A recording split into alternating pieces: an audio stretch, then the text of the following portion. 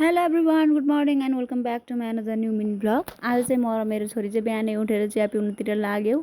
चिया पिएपछि चाहिँ मैले तरकारी पकाउनको लागि करेला काट्नतिर लागेँ। करेला काट्दा काट्दै मेरो छोरीले आउनु न माथि जाम भन्यो है। म चाहिँ किन रहेछ र माथि रुममा बोलाएको बोलाइ गरेको भनेको त पछि पछि लाएर गएको त उसले मेरो भएभरको चुरा जिगेर बसेको रहेछ। अझै भएन भनेर उसले मलाई गनेर पनि देखाउँदै थियो ए भन्दै।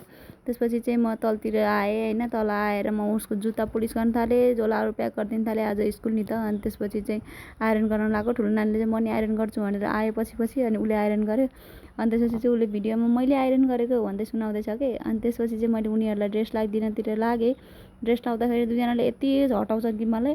उसले चाहिँ मेरो काँधमा खुट्टा राख्न पाएन, खुसी भएको रे कि। अनि उसको कपाल कोरिदिएँ मैले चाहिँ।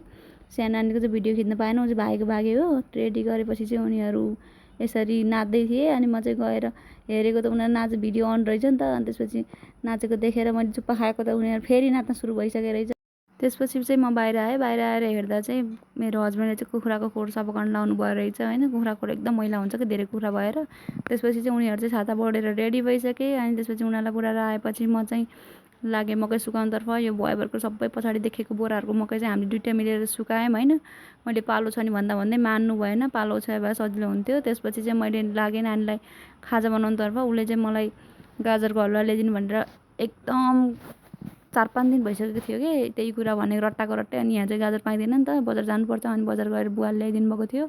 अनि मैले चाहिँ गाजरको हलुवा बनाउनुतिर लागेँ। गाजरको हलुवा बनाएर चाहिँ मैले उसलाई टिफिन प्याक गरिदिएँ। टिफिन प्याक गरेपछि 1 घन्टा जति म चाहिँ आराम गरेँ।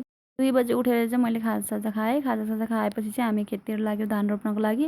धान रोप्दा राति भइसकेको थियो, 6 बजिसकेको थियो। त्यसपछि घर आएर फ्रेस हुँदा चाहिँ 7:15 भइसकेको थियो कि। अनि आज मेरो भिडियो अलि लङ भयो होला। हजुरहरूले पुरा हेरेर साथ दिनुभएकोमा धन्यवाद। आजको लागि यति नै, बाई बाई।